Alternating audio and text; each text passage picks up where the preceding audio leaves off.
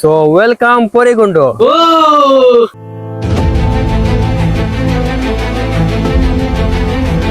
তো দেখতে পাচ্ছেন যে রাস্তার বেহাল দশা, এক ভয়াবহ অবস্থা।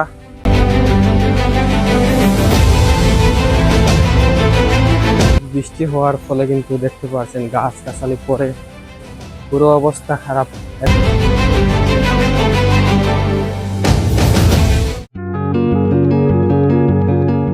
আসসালামু আলাইকুম, সবাইকে স্বাগত জানাচ্ছি আমার নতুন একটি ব্লগে। তো আজকে চলে আসলাম সিলেটের সবচেয়ে বড় ওয়াটারফল, বা বাংলাদেশের হাতে গোনা কয়েকটা যদি থাকে ওয়াটারফল, তার মধ্যে একটি হচ্ছে মাধবকুণ্ড জলপ্রপাত। এবং এখানে নতুন আরেকটি মাধবকুণ্ডের ছোট ভাই হচ্ছে পরিকুণ্ড জলপ্রপাত। তো আমরা আজ সেখানে আসলাম। এখানে লোকেশনটা যদি আমি বলি, বাংলাদেশের যে কোনো জায়গা থেকে যদি এখানে আসতে হয়, তাহলে আপনারা যে কোনো বাহনে, বাসে কিংবা নোহা কিংবা ট্রেনে যদি আসতে চান, প্রথমে সরাসরি চলে আসবেন বড়লেখায়।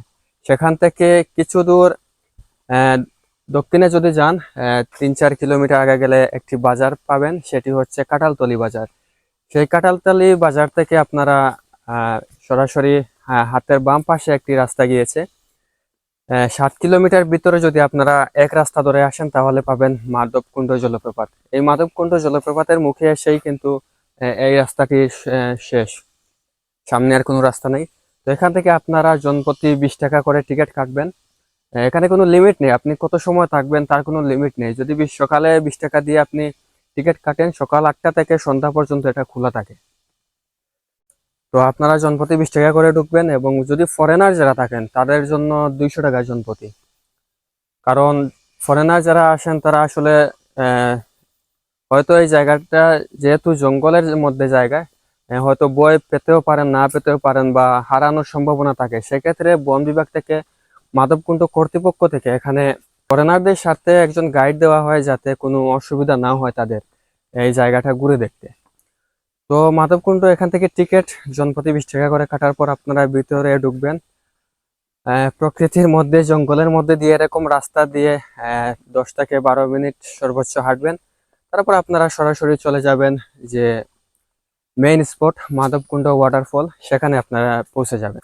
তো আপনারা এরকম সুন্দর পরিবেশ দেখতে দেখতে একটু হাঁটার পর সামনে একটি মন্দির পাবেন। আমরা যেহেতু পরিকুণ্ডতে যাব, কয়েকবার আসা হয়েছে মাধবকুণ্ডতে। পরিকুণ্ড হচ্ছে, আপনারা একটু হাঁটার পর সামনে পাবেন একটি মন্দির, শ্রী শ্রী মাধবেশ্বর মন্দির। এখান থেকে আপনারা একটু সামনে গেলেই নিচে দেখতে পাবেন সিঁড়ি, বা এখানে অনেক জীবজন্তুর মূর্তি আঁকা রয়েছে আর কি, ভাস্কর্য যাকে বলা হয়। একটু সামনেই এই মন্দির, মন্দির থেকে একটু সামনেই পাবেন সিঁড়ি। এই সিঁড়ি দিয়ে যেতে হবে আর কি পরিকুণ্ড। তো এরকম পানির গর্জন শুনতে শুনতে অসাধারণ আসলে। এই সব পানিগুলাই মাধবকুণ্ড বা পরিকুণ্ড থেকে আসা পানি, পাহাড় বেয়ে, পাতারিয়া পাহাড় বেয়ে নেমে আসা পানি আসলে এগুলো। তো এই ছড়া থেকে আপনারা চলে আসবেন এই রাস্তা দিয়ে। দেখতে পাচ্ছেন যে মানুষ আসা যাওয়া করতে করতে পুরো একটা রাস্তা হয়ে গেছে। আসলে পুরো জঙ্গলের ভিতর দিয়ে কিন্তু যেতে হবে। এটাই হচ্ছে ট্রেকিং এর বা অ্যাডভেঞ্চার, পুরো একটা অ্যাডভেঞ্চার বললেই চলে।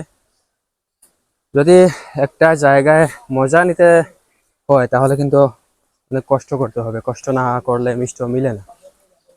তো একটু সামনে কিন্তু পরিকুণ্ড আমরা আপনাদেরকে দেখাচ্ছি। এই যে পানিগুলো আসছে, সব পানিগুলি কিন্তু পরিকুণ্ড থেকে আসা পানি। তো দেখতে পাচ্ছেন অনেক মানুষ যাওয়া আসা করছেন। অনেকেই বলছেন যে ভাই অনেক যাওয়াটা অনেক কষ্ট। তো যত কষ্ট ততই কিন্তু অ্যাডভেঞ্চার, কষ্ট না করলে মিষ্টি মিলে না। সাইদ, অনেক বৃষ্টি হওয়ার ফলে কিন্তু দেখতে পাচ্ছেন গাছ গাছালি পরে পুরো অবস্থা খারাপ। এটা কিন্তু কোনো রাস্তা না, মানুষের আসা যাওয়ার পর মানুষের তৈরি করা রাস্তা।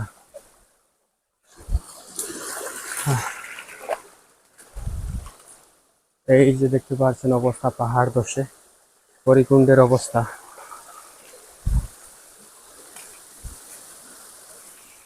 এইদিকে আরো মানুষ আসা যাওয়া করছেন। ভাই গো পানামা নাই বা দূর না বাবা এগুলো নেপাল ও খান হো নেপাল কইলেও কম হয়ে যাব এখান অ্যামাজন হো। তো দেখতে পাচ্ছেন যে রাস্তার বেহাল দশা, এক ভয়াবহ অবস্থা। এখান থেকে পড়তে পারলে আর কি অবস্থা, এরকম কষ্ট করতে হবে আসলে পরিগণ্ডতে যেতে হলে। তো আমরা আসলে ফাইনালি চলে আসলাম পরিগণ্ডতে। পরিগণ্ড আসলে এখনো নিচে আছি, একটু সময় লাগবে, 2-1 মিনিট। ফাইনালি আমরা চলে আসলাম। যারা ভিডিওটা দেখছেন অবশ্যই চ্যানেলটি সাবস্ক্রাইব করবেন, ফেসবুকে দেখলে ফলো দিয়ে অবশ্যই রাখবেন। এবং কিছুক্ষণের মধ্যেই আপনাদেরকে দেখাবো সেই মাধবকুণ্ডের ছোট ভাই পরিকুণ্ড। এই সেই পরিকুণ্ড, এটাই সেই পরিকুণ্ড। তো আমার পিছনেই দেখতে পাচ্ছেন সেই পরিকুণ্ড, অর্থাৎ মাধবকুণ্ডর ছোট ভাই, যেটার অবস্থান হচ্ছে বাংলাদেশের মৌলভীবাজার জেলার বড়লেখা উপজেলার মাধবকুণ্ড বললে সবাই ছিল। তো সবাইকে আসার অনুরোধ রইল, যারা ঘুরতে পছন্দ করেন না তারা একদিন হলেও সময় নষ্ট করে এখানে আসবেন। যদি সময় নষ্ট হয় তাহলে আর কোনোদিন ঘুরতে বের হবেন না। যদি মনে করেন না ঘুরতে ভালো লাগে তাহলে একটা ধন্যবাদ দিয়ে যাবেন। তো এই সেই পরিকুণ্ড, বৃষ্টি হলে পানি আরো অনেক বেশি থাকতো। তো যাই হোক, আল্লাহর সৃষ্টি যে কত সুন্দর সেটা না ঘুরলে আর কি বুঝতে পারতাম না।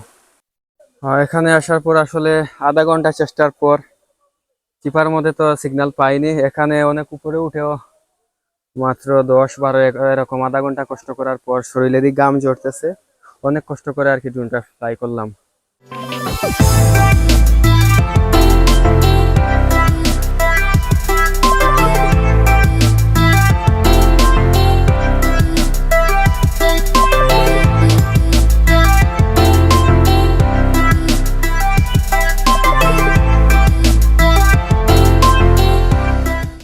তো আমরা এতক্ষণ পরিগণ্ডতে চিল করলাম, কিছু ভিডিও নিলাম, কিছু না অনেক ভিডিও নিলাম, ড্রোন ফুটেজ নিলাম, ক্যামেরা বন্দি করলাম। এখন যাচ্ছি আমরা মাধবকুণ্ডতে, সেখানে কিছু ফুটেজ নেব। আসলে টাকা খরচ করে এসেছিলাম, পুরো টাকাটাই উসল। এত ভালো লেগেছে আর কি বলার মতো না, কোনো কষ্ট হয়নি। অনেকেই বলছেন যে ভাই অনেক কষ্ট এখানে আসছে, আসলে কোনো কষ্টই না। তো যারা আসেননি সবাই আসবেন পরিকুণ্ডটা। আমি বলবো যে মাধবকুণ্ড না গিয়ে আপনারা পরিকুণ্ডতে আসেন। পরিকুণ্ড ভাই যত চিল করতে পারবেন তত সুন্দর।